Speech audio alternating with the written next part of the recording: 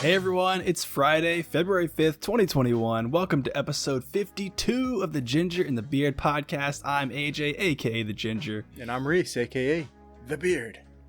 On this week's show, we'll be reviewing an Imperial Coffee Stout and a Caramel Porter, talking about modding mechanical keyboards, and discussing Activision's release plans for 2021. We'll also be talking about Apple's VR announcement, another celebrity boxing match, and Settlers of Catan in VR.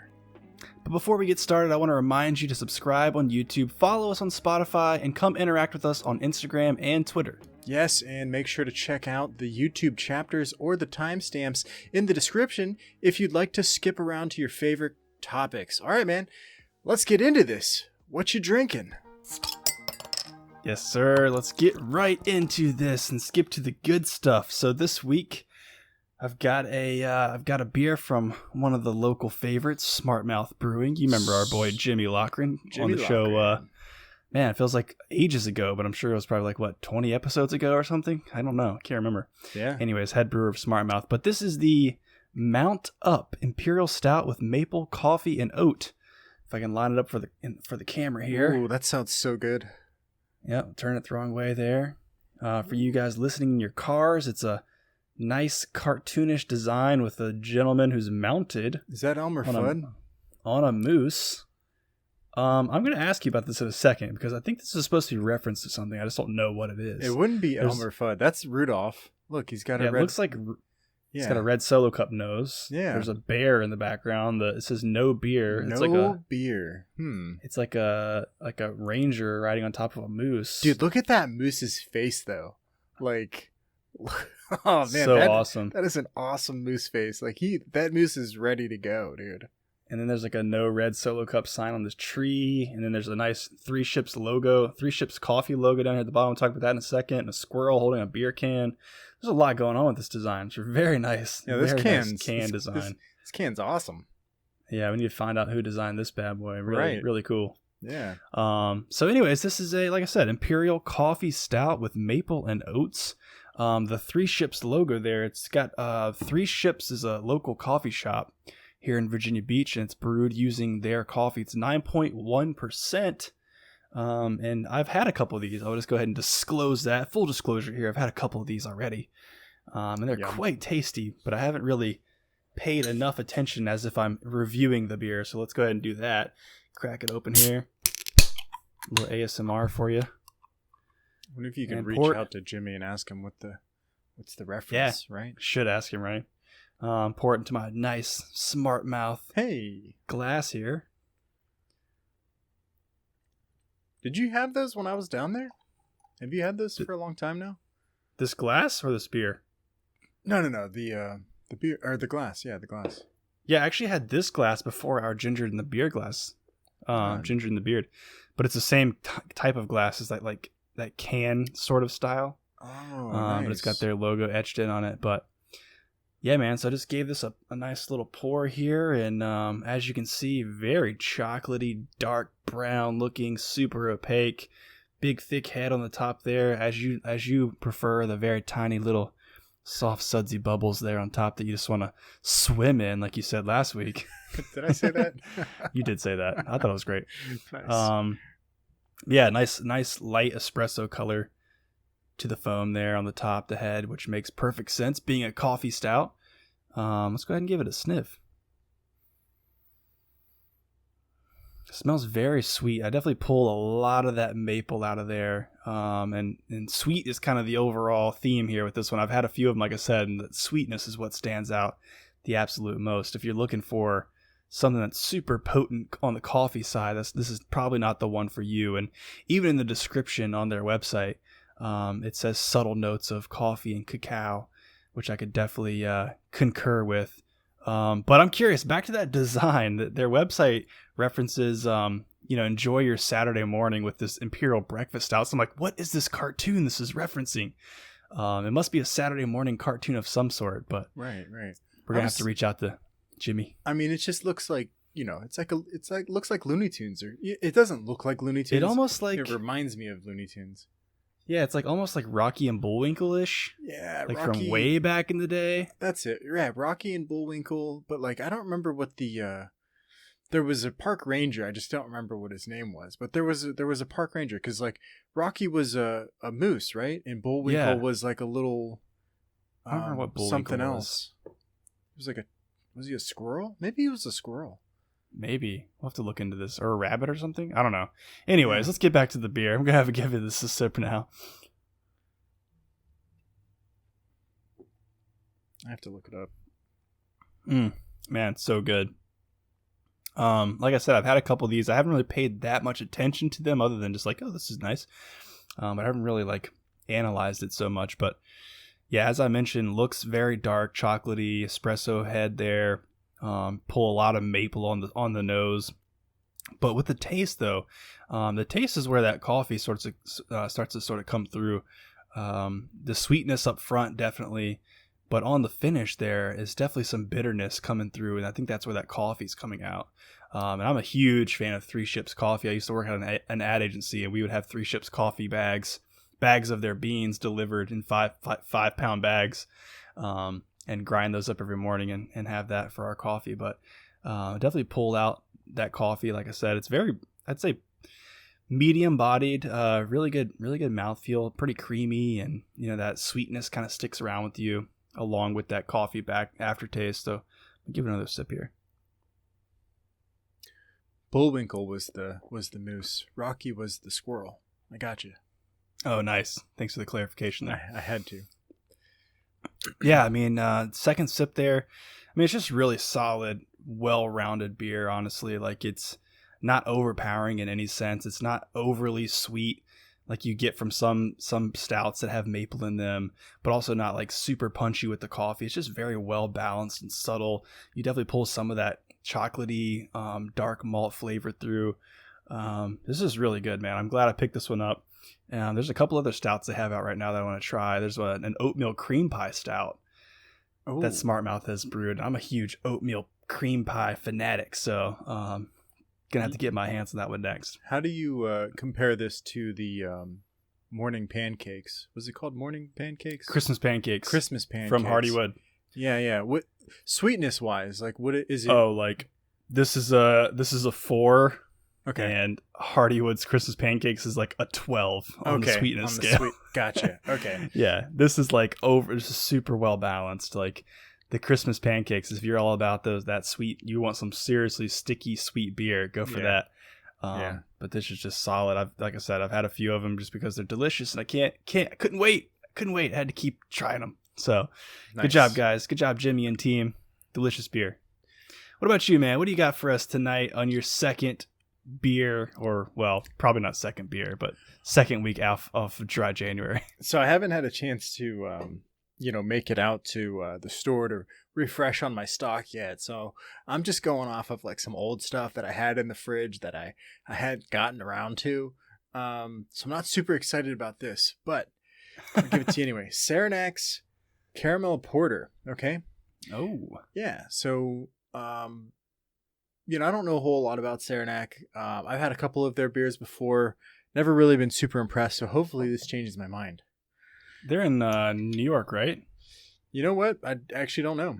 I'm pretty sure they are. I'm looking it up right now. Here, I got it on the can somewhere. Yep, Utica, New York. It doesn't even say on here. Oh, it's 20. It says it's 23 IBUs. Real caramelized sugar, roasted barley, chocolate, and caramel malts produce a delectable brew that will surely satisfy your sweet tooth. So they actually put like legitimate caramelized caramel in here, basically, because that's what caramel is. It's just sugar that's been caramelized. Caramelized. You know, fun fact. What? If you take a can of sweetened condensed milk, like the little can, you don't open it at all. You just take the label off of it and you boil it for like 4 hours, and then you open that can after it cools down. You pour out straight up caramel. Really? Yeah, caramel, whatever you want to say. What? Try it out, dude. I'm telling you. Condensed milk? Is there that much sugar in there? I thought it was like condensed milk. I thought it was all just protein. Okay, so sweetened. Gotcha. Yeah, I don't know. Fun fact of the day. No shit. I'm gonna do it. We made butter one time just using like heavy cream. Like you can literally just take a carton of heavy cream and just like shake it around for like an hour and make butter. Comes out butter? Yeah. What? Well, it takes a little bit more than an hour, but like, yeah, you could literally you could do it in mason jars. Like that's a thing. Like you put heavy cream. I know I'm going on a tangent. Anyway, back to the beer. All right. Well, reading the label, it's got me excited. So don't let me down, Saranac. Don't let me down. Go ahead and use my trusty old can opener here. Man, it fucking works so good, dude. Like it's got this little notchy here. Just anyway, it looks perfect. We need to post like a picture of it on Instagram while you're cracking one day. You know, I just realized I don't have a glass up here. Oh no! I can stall if you want to go get it, or you can just bottle it. Yeah, stall. Okay, cool. We'll cut this out in post. Sure, we will. We always say that, and we never do. But yeah, guys, I'm really digging this Smart Mouth Imperial Stout. Like I said, just very well rounded. Like nothing's trying to overpower anything else. Like the sweetness and the coffee, just so well blended. And Reese mentioned his IBUs for his beer, at 30 something, and it's the IBUs on this are 40. So a little bit of the bitterness there if you're looking for that, if you're into that. But I think most of that bitterness is coming from the actual coffee. I'd be curious to know like which blend of coffee is being used in this, and also like which stage in the actual brewing process is the coffee added. So that's something we probably should look into. All right, dude, I stalled long enough. Did you get your glass? I didn't do so bad, right? No, you're right. You moved quick, dude. What if you fell down the stairs as you were running for your glass and like you just never came back to the show? And I was just like, all right, something happened. Stalling for 20 minutes now. Maybe I should call him.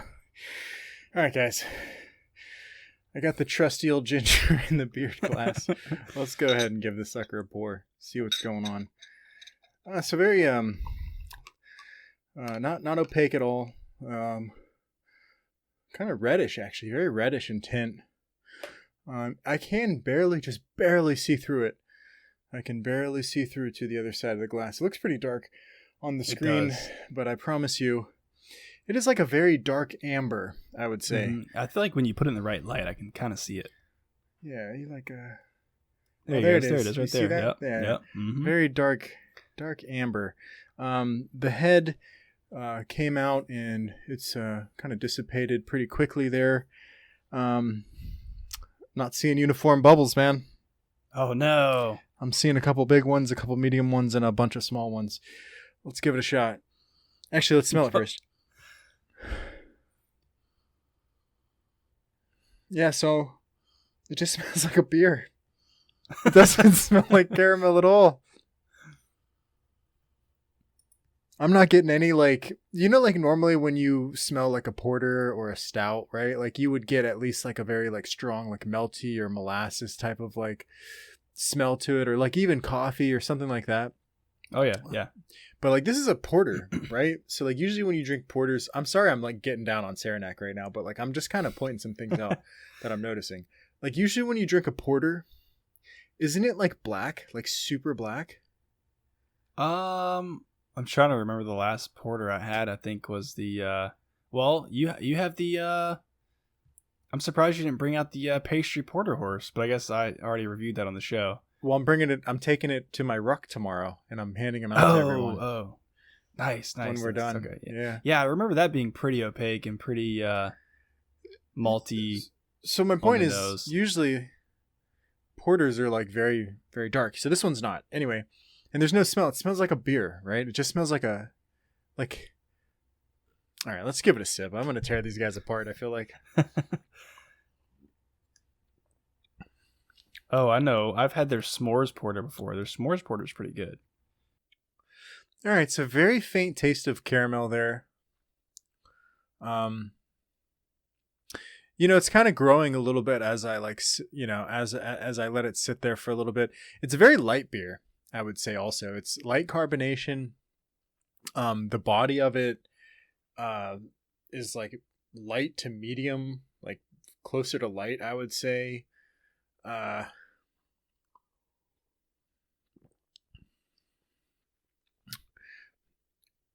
Yeah, I mean, this is definitely like a beginner level porter for sure. Yeah. This is there's not like a whole lot of flavor going on. There's really not a whole lot for me to talk about because I'm not really getting a lot out of this. Like a green apple caramel pop. You ever had one of those? Like those like green apple, like they never handed those out in school. Talking about. I think I know what you're talking about. Green, like it tastes like the caramel off of one of those. I feel like, so it is like a very faint caramel. So it's really not that bad. I mean, if you're looking for something special, this probably isn't the one for you. If you're looking for something entry level to get you, just a little taste of what a porter could be, like this, I don't even know, man. This like feels more like a brown ale to me than a porter. Yeah. I was also surprised to see the ABV on it. It's only 5.4%. Yeah, so 5.4%, 23 IBUs. Yeah. I'm not even going to read what the website says about it because it's just very misleading. This is an entry-level beer with very faint tastes of malt, very faint taste of caramel, and I'm not really getting anything else. So very, very slight bitterness on the back end as well. Second beer in, man. Well, I'm excited. I'm excited. You know what you need to do? Tomorrow you need to make sure to remember to take some pictures of your beer while you're on your ruck. Oh. Yeah, I'm going to leave it. I'm leaving it in the car, but once I'm done, I'll take a picture. So you're going to pound it in the car and then go ruck? No. The beer's afterwards. Oh, okay. I guess that makes more sense. Yeah. So like it'll be cold. So I think the beer will, the beer will make it, I think. And then, I got 4 of them. So I'll drink one, give one to my stepdad and, maybe 2 other people if they want to drink one. If they're worthy. You gotta work. You gotta work hard to get that Porter Horse. That was a good beer, dude. You're gonna love that. 4 hours of work. That's what they got to do. Speaking of work, we know a lot of people doing some hard work in the in that MMA field right now. Some weird shit happening these days. Really weird. Let's transition into that. Yeah, that was fun. All right, guys, this is absurd. There's been so much celebrity fighting going on.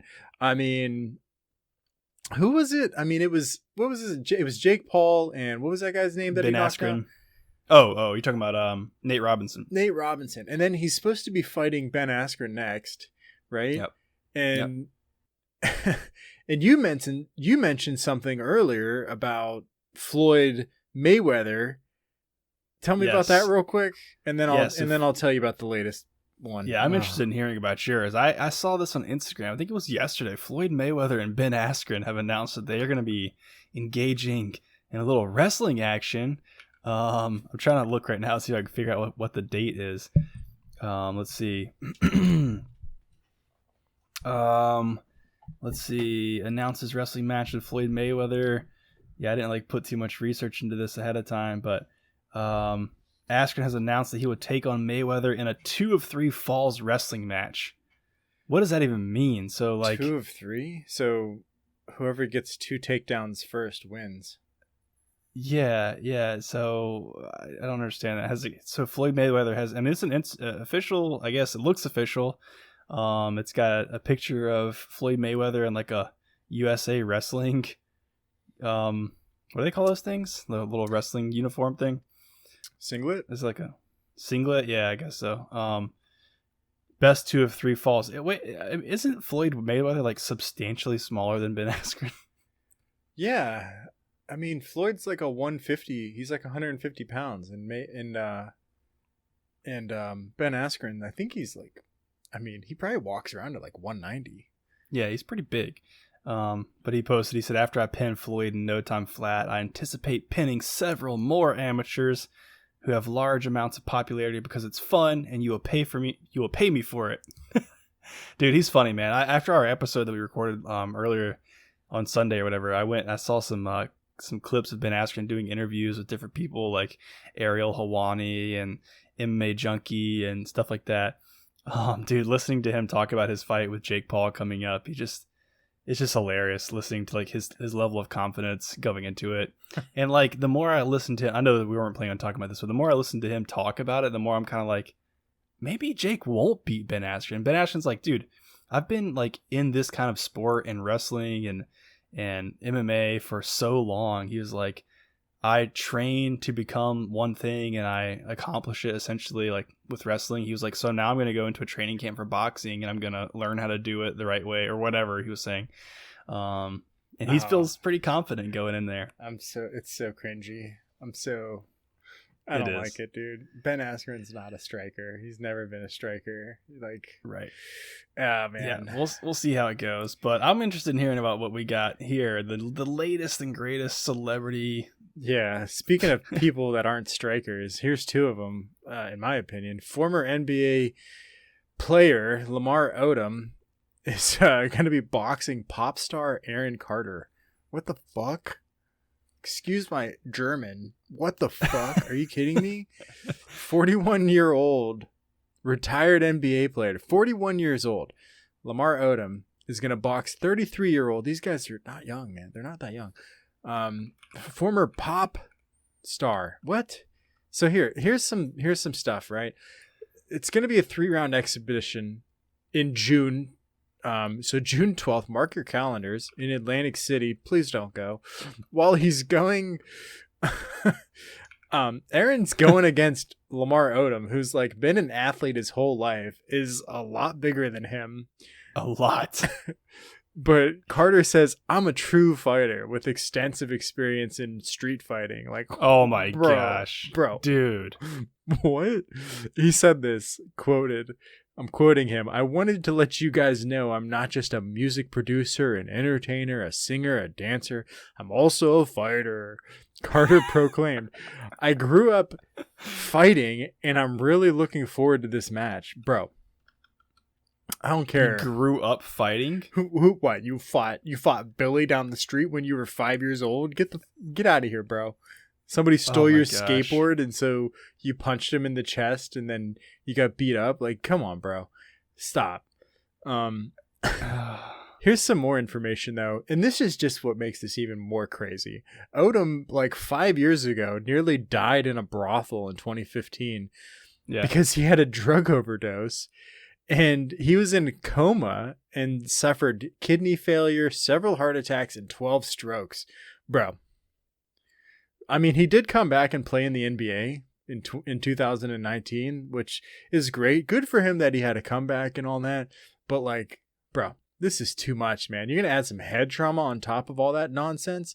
Carter also had some crap going on. He was a child pop star back in the 2000s, dealt with substance abuse and drug-related arrests and, after that. And he also battled severe weight loss, reportedly going as low as 115 pounds in 2017. So that's 4 years. Like, bro, you're fighting a monster. You're fighting a monster that might have a heart attack when he throws the first punch. Yeah, this is going to be interesting. I just sent you a picture. Have you seen Aaron Carter in a long time? Bro, he's got a face tattoo. I know. I just sent you the picture. Like, I don't even know. It was like Medusa tattoo on the side of his face. Yeah. I don't even know what that is. I really... He probably weighs like $120 soaking wet, and he's 6 foot tall. Lamar Odom is 6'10". Yeah, 6'10", dude. So like Lamar's reach is probably a whole solid 12 inches longer than Aaron Carter's. Like, this is going to be embarrassing. Dude, it's going to be embarrassing for both of them. It's going to be embarrassing just for like sports in general. Like, yeah, you know what this is, dude? This is people who aren't getting enough attention, who need a little bit of spotlight. They see these YouTubers doing it. They're like, well, I guess they're just going to let anybody step into the ring and throw some punches and get a little bit of money. Boredom also. Aaron Carter hasn't been famous since like he was like 12 or something. He had one song, I Want Candy. And then guess what? He grew up and had a lot of adult candy. Yeah, he did. Got himself in trouble. A lot of nose candy. A lot of booger sugar. Oof. Watch out. Anyways, I feel like I'm just going to keep being mean to him. So, yeah, he deserves it. They deserve it. Don't do this. This is stupid. I just wonder what boxers think of this whole thing. Like actual boxers, like what are they, like just co-opting their sport just for a little bit of the limelight. Like, yeah, I don't know. Like, is this the downfall of boxing, or is this like boxing's resurgence? Like, competitive boxing doesn't really matter anymore. Now it's just like, hey, you remember when we were in high school and like after school, everybody go to the park and like these two kids, Billy and Johnny, would fight. Hey, let's do more stuff like that. Yeah, it's like the early days of YouTube. Let's just record people fighting and put it up for some views. Dude, this is exactly what it is. So yeah. This is a result of COVID and people don't have enough to do. Yeah, I guess some more ridiculous stuff happening is Paige Van Zant competing in Bare Knuckle Boxing Championship. That's actually taking place very soon as well. Tomorrow night, I believe. Yeah, I'm pretty sure they had their weigh-in earlier today. Van Zant squared off against Britain Hart. I think I'm saying that right. And I saw it. I watched it. Britain comes walking. Van Zant's standing there. They're getting ready to square up. Britain comes walking up, gets right up in her face like they touch noses. Van Zant reaches out and grabs her neck and squeezes. And then they're just sitting there bickering, yelling at each other. You know, insert profanity, whatever you want to do. But yeah, man, I don't know. In my opinion, Van Zant looked a little bit afraid of her. Van Zant's not been historically a striker, might I add. She's always been we've talked about this so many times, but I know. She's a jiu-jitsu specialist. I am so worried to see what her face looks like after. I mean, we know she's tough. We know she's tough. She fought with a broken arm. She broke her arm in the fight and she kept fighting, and I think she won that fight. But I mean, yeah. I think the quotes keep coming out. Like you said, we've talked this to death before, but she's saying like, "Hey, face wounds heal fast," or something like that. Like, all right, we'll see. But a broken nose never looks the same. Very true. But I think it's worth mentioning that Britain Hart is actually sponsored by MMA Tico. Hey. So make sure you check out that episode where we interviewed MMA Tico, and they talked about their sponsorships. Bearcat Brennan came on the show and chatted it up with us. That was a lot of fun. Nice. So that's kind of cool. Maybe we'll see their logo out there on TV. That would be cool. And if you don't like Paige Van Zant, you want to support her competition, go to MMAT.com and buy some shirts. MMATico.com. Yes. MMA Tico. That's it. .com. Yep. Ooh. Yep. And so I guess just kind of rounding out this segment here, I saw today that Donald Cowboy Cerrone and Diego Sanchez are scheduled to meet toe to toe, old crusty toe to old crusty toe, May 8th for fight night. I don't know, man. I feel weird talking about this because I'm a huge Cowboy fan. You can't not be a Cowboy fan. I know there's a lot of Diego Sanchez fans. These guys have been around forever. Probably a little bit too long, some might say. Diego Sanchez was already on his way out the door. Like these talks about, Conor coming back to fight Diego Sanchez and like begging Dana for that fight. And like the talks were that was going to be Diego's last fight. Right. And Cowboy on the other hand is 1-5 in his last 6 fights. So just not, I don't know. Like, and that win was like, it was a disqualification. The other guy like did something stupid. So, you're talking about the Nico Price fight. I think he has one. Yeah. He has one actual win over Al Quinta. It was a 5-round decision, but the other one, I think. And I saw today actually that was overturned, so I'm not really sure what because it was a draw. Yeah, but I'm not sure like what it was overturned to. No contest, I think. Okay. Yeah. Which sucks. So I don't know, man. How do you feel about this? Like, do you think at what point is enough? Well, Diego, like, he should not be in the ring, bro. He is not in fight shape. Like, the past couple times we've seen him, he has not been in fight shape at all. And really, they should just not let him back in the ring at all. Like, he should have been cut. They just cut 12 people from the UFC. He should have been one of them. Cowboy's been doing it for a long time. He's brought in a lot of money for the UFC. So I can see why they keep putting him in there. But, man, there's going to come a certain point where you got to get him out of there, dude. Like, we all love Cowboy, but like, bro, he doesn't have it anymore. He can't do what he used to do. Oh yeah. Yeah. I'm looking at Diego Sanchez here. He won his last fight. His last win was February 15th, almost exactly a year ago. February 15th, 2020 against Michael Piera. And that was a disqualification. So I don't remember. Yeah, that's it. I don't remember what happened there. Yeah. Michael Pereira, however you say his last name. Michel Pereira. He's a lot of fun to watch. He's got 2 no contests. That's the dude that does, what's that style called? Where you kind of like dancing. It's not Brazilian. It's, I don't remember. Chikondo? No, that's not it. No, I know what you're talking about. Capybara. Capoeira. Yeah, there we go. Capybara is an he's a animal. lot of fun to watch. That dude's doing like backflips and stuff in the ring. I'm not sure what he got DQ'd for, but yeah, I mean, yeah, these guys have been around forever, man. Like Diego Sanchez looks like he's been in the UFC since 2005. 2005. That's 15 years ago. Well, he was the original winner of the Ultimate Fighter. Oh, season 1? Yeah, he was season 1. He's been doing it for a long time. Man. Yeah, That's crazy. He is a far cry from what he used to be, though. I don't know what that guy whispered into he's got him under hypnotism, dude. I'm pretty sure that guy's got him hypnotized. And he just like hypnotizes him every time he sees him. Like seriously, no, like as soon as he walks in, he's like puts a little spell on him. Got him hypnotized. Maybe. I swear, dude, it's gotta be. Yeah, and Cowboy, it's like Cowboy is very similar to like Anderson Silva for me. It's like watching Cowboy fight. Every time I see a Cowboy fight coming up, I'm like, dude, I'm pulling so hard for Cowboy. But yeah, he's just past his prime, dude. He's past his prime. Like maybe this should be both of their like so long fights. I don't know. I just saw that UFC cut like 7 fighters or something like that. It was 12. I saw that too. 12 people. Yeah. Yeah. Well, he should have been one of them, but whatever. They're gonna keep making money off him. They'll make money. They'll make money off this fight because people want to see it. It's controversial. Oh yeah, for sure. It's not worth it. But speaking of making money, we got some real money making news coming up in our tech news segment. How about we get into it? Let's do it.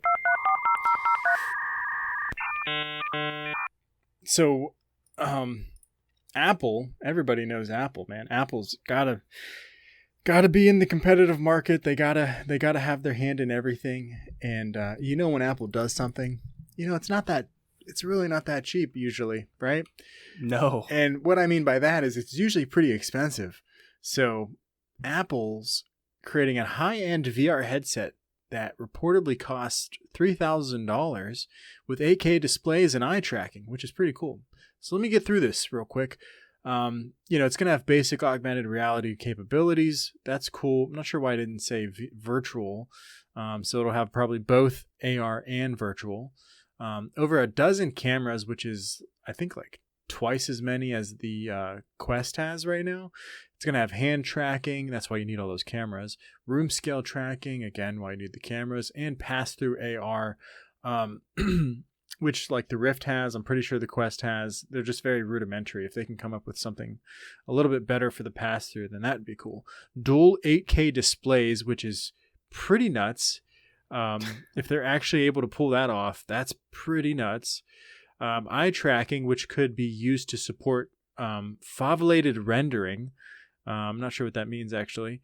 Reducing the demand on processing 8K visual. So I guess it just speeds up the rendering process. Yeah. So not to cut you off, but I'm actually reading another article that's saying essentially what that's going to do is instead of powering both 8K displays constantly, it'll use the eye tracking to essentially modify where the resolution is pumped out. No way. Or something like that. Yeah. Lag. So anyway. It says it's a report from The Verge. It says the report claims Apple won't be running the power-hungry 8K displays at full resolutions the entire time. Instead, the device will use the eye tracking technology to determine where the users are looking and then rendering peripheral areas in lower resolution to improve performance. That's pretty awesome. Yeah, I love that. I want more. Everybody do that. That's gonna be cool. But I'm still like skeptical because like. There's probably going to be lag time, and you're going to notice it. So they're looking at several methods to input beyond hand tracking, including a thimble-like device to be worn on a person's finger. That sounds really cool. I like that idea. Haven't heard of that before. They have a sleek curved visor attached to the face by a mesh material and swappable headbands. Gotta have the swappable headbands. The swappable headbands are not just for aesthetics, though. They'll probably come in a range of colors. That's aesthetics. They will come in a range of colors. But they could be fitted with spatial audio tech, like AirPods, right? That'd be cool. Could extend the battery life, by having extra battery packs on there and whatnot. So there's going to be some cool things with that. I just like the idea of having a mesh headband anyway. Like everybody else is sticking with like Velcro or elastic, and it's like mesh. Let's do it. Yeah. Apple only planned to sell low volumes of the device, so they're not really like going to be mass marketing them. They're not going to really try and compete with like, Oculus to control the market. They just want theirs to be like the premium option, one of the premium options. So $3,000 is the price point that was leaked, and it's expected. Yeah, and it's expected to arrive in 2022. So, hey man, you going to be picking one of these up? I know you've been looking at VR. Definitely. Yeah. No, definitely not. I don't really see the market for this. Like, I'm trying to figure out what is the market here. Rich people with money to spend. I guess. Yeah, I guess the same person who buys the $550 AirPods Max, the over-the-ear wireless headphones. But even still, the $500 seems kind of reasonable compared to this. I bet they sell out though in like the first week. Yeah, what I didn't pick up from, and maybe I just missed it, is there on-board like CPU, or does it have to be connected to a computer? Yeah, so like this is just like preliminary information. I don't think they've given any of that yet. Yeah, I mean, I would hope at that price point that it's got all built-in processing, onboard processing. I would hope. I think I saw something in this article about the M1 chip, which is the new chip built into the newer laptops. Most of the high-end VR headsets have to be plugged in. Yeah, so like I'm assuming right now that you would have to have it plugged in, but the fact that they said battery battery life indicates to me that this is going to be all on board, all in one. Yeah. Which it's saying that it's this report, at least from Bloomberg, and Bloomberg is usually pretty reputable when it comes to Apple news, saying that the chips could potentially be more powerful than Apple's current M1 chip. So it's the M1 chip is the first processor that they built for their own laptops, or at least the newest ones that they built. So I think they're only going to be able to get so much processing power in these things. Like I wouldn't expect, I really don't think like it's going to beat the Quest in quality, but like it's not going to beat like a Pimax in quality. A Pimax, like you have to, or even like the HP Reverb, like I don't think it'll beat that. You know what I mean? Right. Because you have to plug those in, and anytime you're plugged into like an actual computer, it's going to be better. Performance is better. Yeah. I could see people like really rich people in first class on airlines, watching movies in VR. Yep. Just for status, is a status symbol, just like everything. Yeah. I mean, I'm sitting here saying status, and I'm wearing an Apple Watch and using an iPhone. So all right, man, I gotta talk. I'll be late. Bye. Yeah, but $3,000, gosh, man, that's just like their newest Mac, the Mac Pro. You can buy the caster wheels to put on your Mac Pro for some unknown reason to me. I guess if you want to roll it around your office, but the caster wheels are like $500, I think, for 4 wheels, I think. And if you want to buy their stand for their newest XDR display monitor, the stand for the monitor is $1,000. Like, come on, dude. This is a little ridiculous. But yeah, but people buy it. Like, people buy it. You're right. It's just because it's got the Apple label on it. That's it. It's Gucci, Gucci. Yeah. So I don't know, man. This is kind of, I'm interested in learning more about it. See if they announce it. Usually they do some announcements in spring. Around their WWDC event. I think their WWDC event is usually in the spring. Why do I feel like you're about to like pull out a table and like drop kick somebody through it right now? WWD, not E, bro. Apple's about to lay the smackdown on those candy asses. Although if they had a wrestling event at a WWDC event, that'd be pretty awesome. Yeah.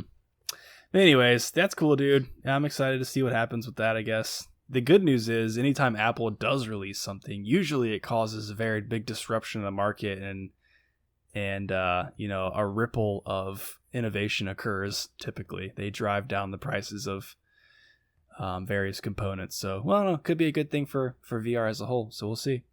But I'm excited to talk to you about some mechanical keyboard modding. So I took a day off this week. We didn't really talk about our weeks yet. I took a day off on Wednesday, just a personal day to kind of catch up on just my own personal things instead of working. And I spent. Oh yeah, did you get new keycaps? No, these are the old ones. Oh, okay. All right. Yeah. So little mechanical keyboard action. He's showing off his ducky. I've got here the Drop Alt mechanical keyboard. It's kind of hard to show without unplugging it. This man is he is an addict. He's an addict. He's an I've addicted. now got 3 mechanical keyboards. This one by far my favorite. This is I guess, what is it, a 60%? It doesn't have the numpad. Looks so nice. It's very nice, man. Very nice. So I loved it from the jump. It's got I thought it was Halo Clear switches on it, but after I've taken it apart, I saw that it's Kale switches. I don't know if Kale makes Halo switches. I don't have to confirm that, but heart healthy. Kale, yeah. Kaihl, Kale. IHL. So wow. Oh, yeah. Never mind. Yeah, I know what you're talking about. Okay.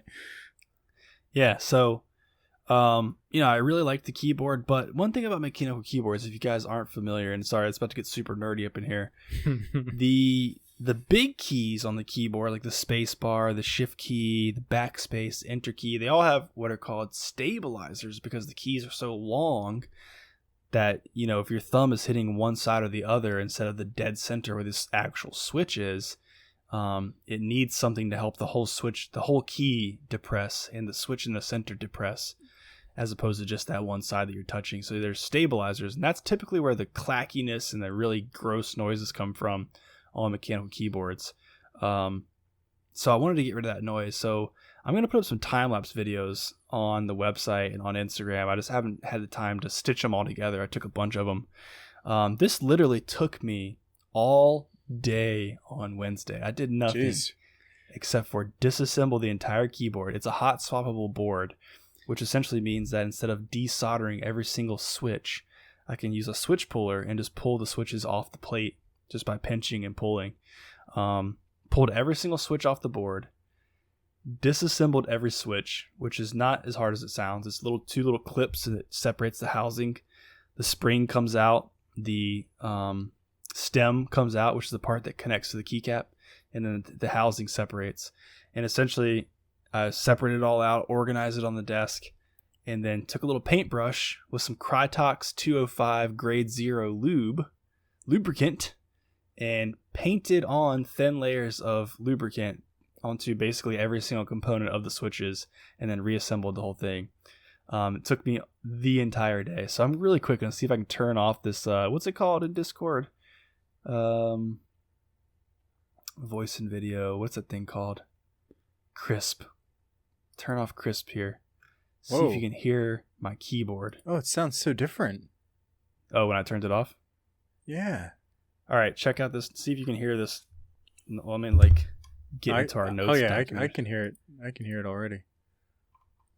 All right, so here we go. Here's what the spacebar sounds like now.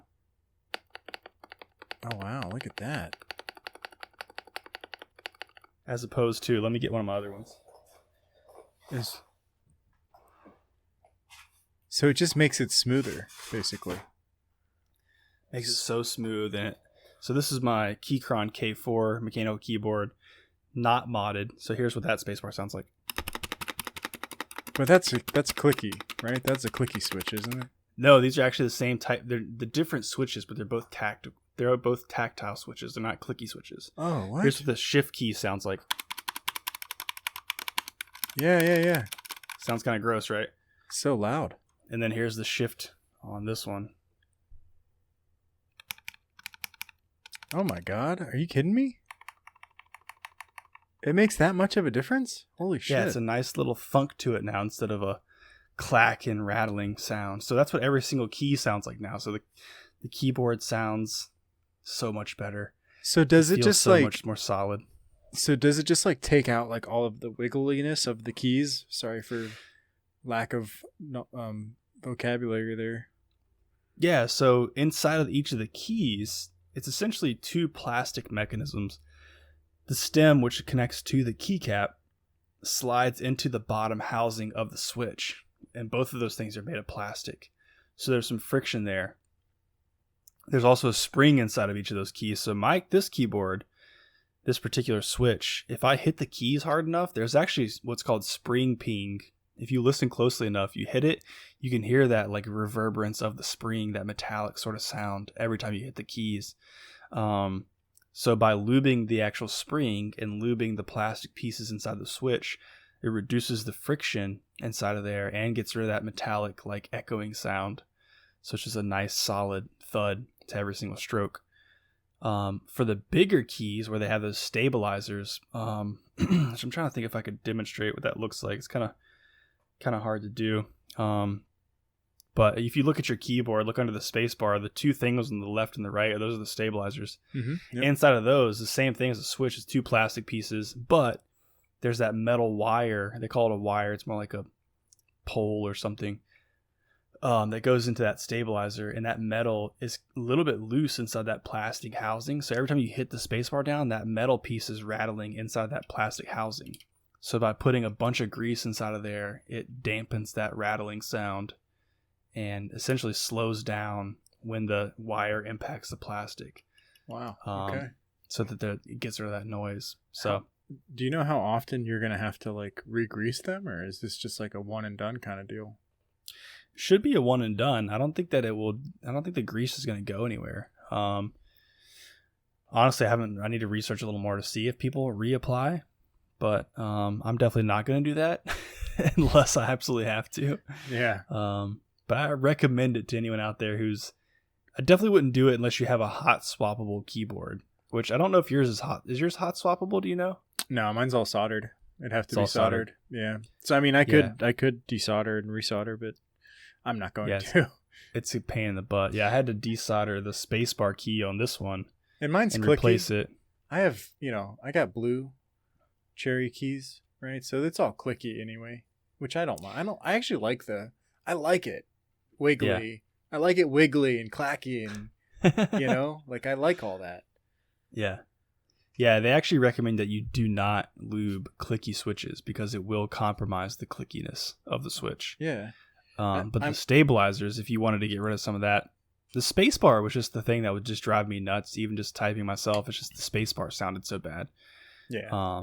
And the delete key, I'm hitting the delete key way too often. You can hear mine, but right? No, because you have crisp turned on. Ah, okay. I can't hear it in Discord. Yeah, it's super loud. Right. So if you wanted to decrease the sound of your spacebar, you could always, depending on what kind of stabilizers you have, if you pop your spacebar keycap off, they're stationed.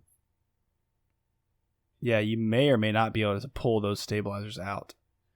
But anyways, that's enough nerdiness, I guess. If you guys want to tune into the Instagram channel or the website in a few days, I hope to have some time-lapse videos up. You can see the process of taking apart all those switches, but it literally took me probably like 6 hours in total to do it all. It was my first time doing it, so I was a little bit slower than most people probably. But hey, are you still recording your audio, by the way?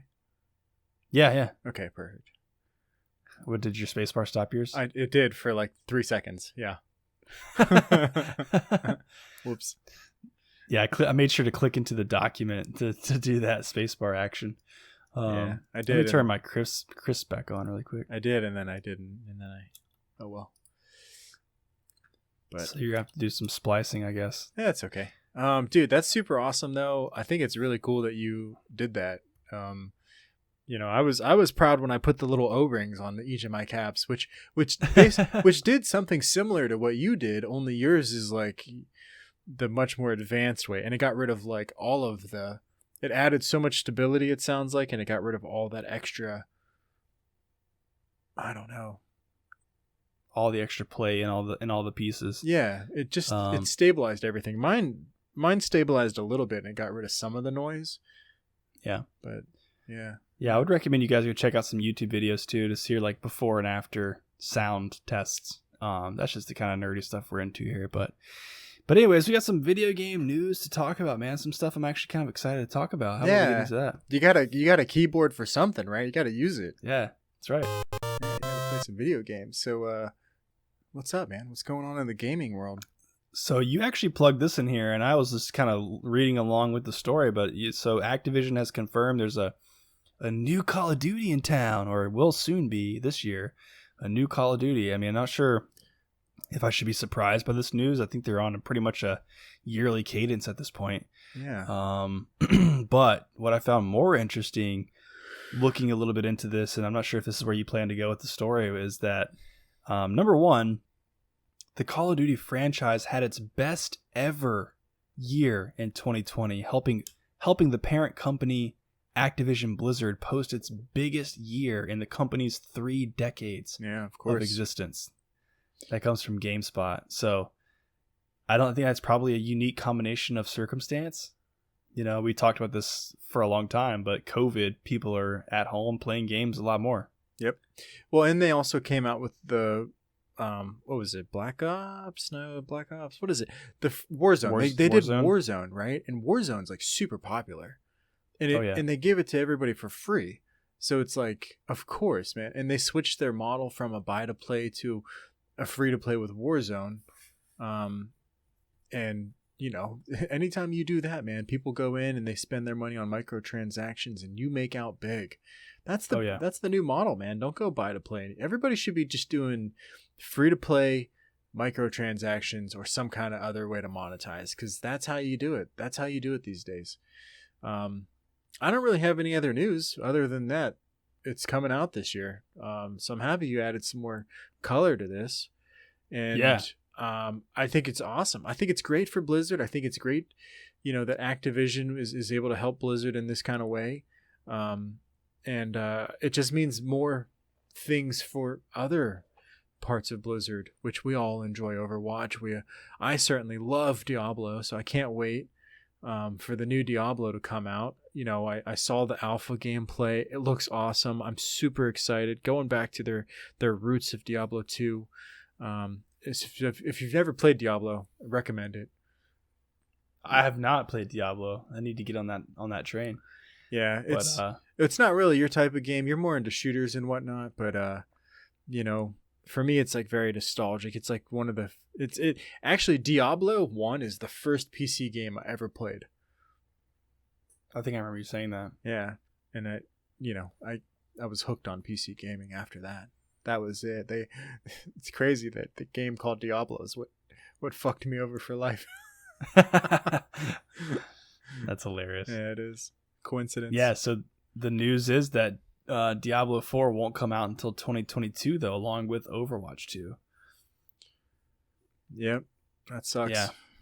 Yeah, I was definitely expecting. Obviously I don't follow Diablo as closely as Overwatch. Overwatch is kind of my Blizzard go-to game, but Overwatch 2 was announced, I feel like, over a year ago. But I guess this is kind of the trend these days with video games. They get announced and teased and hyped, and then they just disappear for a couple of years, and then they kind of come back after much demand and content. You remember when we were suck? Yeah, exactly. There's so much hype built up around them, and then they suck. I still haven't bought Cyberpunk, but do you remember when we were kids? Like, you would hear about a game, and then it would be out in like 3 to 6 months, right? Now it's like you hear about a game, and then you gotta wait. Like with Cyberpunk, dude, it was like 6 years or something like that. Like they announced it, and then it was like 6 years later. And then here we are, and it's full of bugs. Yep, I know. They announced Diablo 4 last year, and I was like super hyped up about it, and I'm still hyped up about it. But I knew it wasn't going to be coming out anytime soon. If it did, then it would be bad. I think that's just the way they have to run their businesses these days. Is like they have, in order to get the funding that they need, they have to like create the buzz and interest and prove that there's some market there. Yeah. Otherwise, they're parent companies or their investors or whatever, they just won't get the funding.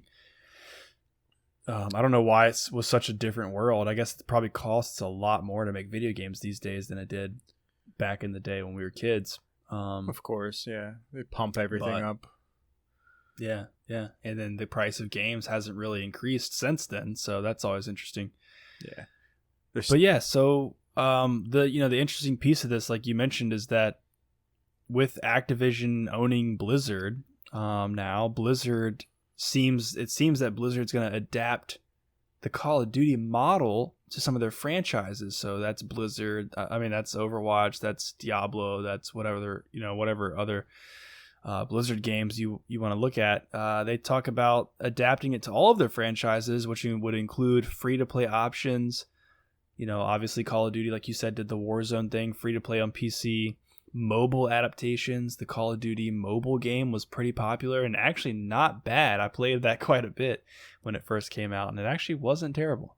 And then, like you said, the kind of the DLC expansion packs, the new content, the new heroes, new weapons, skins, maps, all that kind of stuff.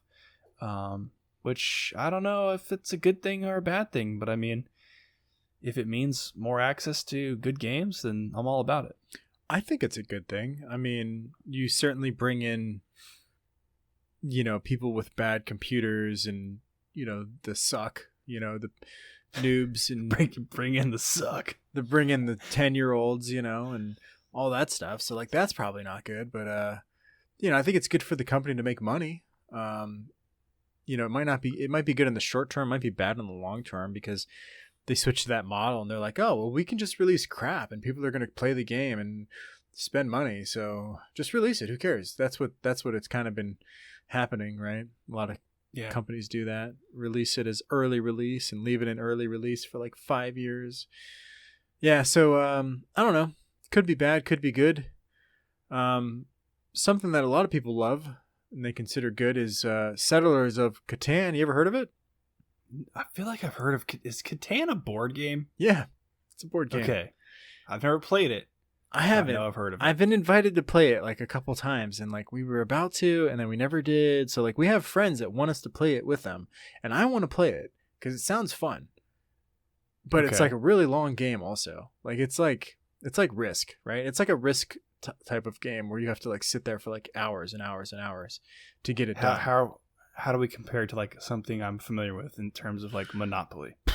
Yeah, it's like Monopoly on steroids, right? Like, okay, yeah, it's much more in depth than Monopoly. I've never played it. Bored so I can't, really fast in Monopoly. Yeah, so you're not gonna play this game. Anyway, this is what we've learned here today, folks, is that the ginger has a very small, tiny pea brain that has a very short attention span. Does not I can't care. shoot something in 30 seconds. I just have to move on. If I'm not being shot at or I'm not shooting something, then I don't care. So, So, I mean, who has 8 hours, right? Like to go and play a board game? No one does. So, but there are people. I'm sorry. There are people that can, do this. So anyway, let me get into it real quick. It was already available for the Rift and the Gear VR and the Go and all that stuff. But now it's available for the Oculus Quest and Quest 2, which I think is cool because like you don't want to be tethered. Like it's not a high graphics game. Like you should be untethered to be able to play this game, and you can play it with friends, like all sitting around or sitting at their house. It's available for download $14.99. It's based on the popular board game Settlers of Catan. So when you're searching for it, search for Catan VR. The game was originally released in 1995 and was designed for 3 to 4 players. So I'm pretty sure it's still matching that archetype. It will support friend invites along with matchmaking, as well as a mode to play against AI opponents. So it's be interesting. Like matchmaking, you're gonna like find somebody online and be like, hey man, hope you're ready for an 8-hour session, let's do this. So what's your name? Yeah, right. Been talking to you for a while now. It's a cross platform, which I think needs to just be like a given always for every game. Like Quest, Rift, and Go, they should just all be cross compatible. The VR version of the game was developed in conjunction with the original Catan board game creators. Imagine being like a board game dude. I need to get started right now, just make my own board game. So father and son Klaus and Benjamin Tuber, I think that's how you say it. Klaus said that witnessing the game he developed with his father come to life in VR is incredible. Never imagined actually stepping into the world of Catan when we first started making cutouts and dreaming about exploring new lands. So that's pretty cool. They're also coming out with a mobile AR game based on Catan. It's being developed by Pokemon Go developers, Niantic. I don't know if you know them. Yeah. And is expected to open up in beta soon. So yeah, pretty cool. Nice. Yeah. Speaking of the mobile thing, something I was thinking about when we're talking about the Call of Duty is, I think that there's a real opportunity and a missed opportunity for a lot of game developers to create a mobile, not just a mobile version of the game. Like I don't need to. Call of Duty Mobile, for instance, like I don't need the same experience on my phone as I'm getting on the computer or on the console. Like I'm imagining, for instance, Overwatch, like being able to download the Overwatch app on my iPhone, and while I'm, not able to play the game, I can hop in there, open my loot boxes, change up my hero skins, change up my emotes, do all these different things. So then when I get home and ready to play, I'm not spending the first 30 minutes doing all that stuff. Oh, you know what I'm saying? Definitely. Yeah, I think that's a great idea. Yeah, like why do we not have that yet? Like, why is there not the launcher? It's like, yeah, exactly. Like the UI, the same experience, the UI experience adapted to mobile. Yep. We don't need to play the game on your phone. Right. But just like Call of Duty, like just go set up all your loadouts, all your, whatever, customize your characters and stuff. Yeah. And then while you're sitting at a stoplight or sitting, on a train or sitting in class and nothing's happening. I don't know. Exactly. I don't know. It's like the old version or the new version of like when you go to Walmart and buy like the complete player's guide to Pokemon Blue or something. It's like. Tells you where to go for all the things. I had that, sadly. Yeah, it's fun. That's what we should do, man. That's what should be our new thing is we'll do Pokemon Red, Blue, and Gold playthroughs. Ooh. Or was it Red, Blue, and Yellow? Red, Blue, and Yellow. Red, Blue. Yeah, it was Red and Blue, and then they came out with Yellow. I had Blue, and then I had Yellow. I think I had Red. And Yellow was the one where Pikachu followed you around, right? No, that was Yellow. You said Yellow, right? Yeah. Yeah, I had Red. Right. Yellow. I think Yellow was the one that Pikachu. had Pikachu. Yep. Pikachu followed you around. You had access to Pikachu. I had Blue, and I went with Bulbasaur. I'm an outcast. I think I always went with Charmander. Yeah, I'm an outcast. Nobody ever goes with Bulbasaur. I mean, what's his Blastoise? Blastoise is pretty BA, man. Yeah, Blastoise was cool. But we should get back into Pokemon. Bulbasaur turns into Venusaur. And then Blastoise, right? No. Blastoise. Oh wait. The water. I'm thinking of the water guy. Sorry. Yeah, it's turtle. It's Squirtle. Yeah, Squirtle, and then War Turtle, and then Blastoise. Yes. Yeah, you're talking about. Yeah, sorry. What was Chart? No, but what do you went with the plant-based Pokemon? What are you like weird? All right, guys. It's been fun. Just kidding. Venusaur was pretty BA. There will not All be of an them episode were cool, man. 53. This is the last one. No, seriously though, like nobody went with the plant guy. Like I liked it because like it took forever to win because I would just like life leech shit. Like I'd never die. I'd just be sitting there with life leech on it. It would take like 20 minutes to get through like a level 2 battle. Man, that game was so fun. You're over there with Charmander just blasting. All right, next. Yep, exactly. I remember getting to the Snorlax, like you couldn't get through the path. The Snorlax is there. It was like I couldn't figure out what I was supposed to do. Yeah, I got stuck there before too. That's how a lot of my games ended when I was a youngster. Couldn't figure it out. I can remember Metal Gear Solid, like on the Sega Dreamcast. Oh no shit! And I remember like getting to some certain level, and I couldn't figure out what to do, so I just gave up on the game and just quit. There's one part of the game where you actually have to unplug your controller. What? Yeah. That makes no sense. Yeah, you have to actually like, because he keeps like taking control of your body and like killing you. So you just have to unplug your controller and then. You beat me! Oh, you beat me!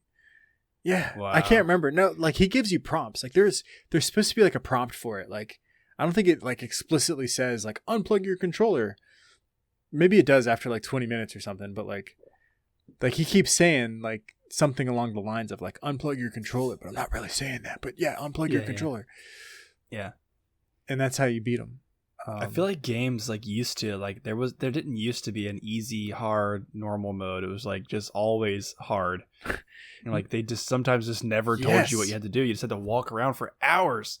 Dude, and finally you find like this tiny little passage that was like hidden under a tree or something. You're like, son of a, I had to look this long. If you go back and play like Super Mario Brothers, like if you go back and play like Metroid, like the original Metroid, fucking game is so hard.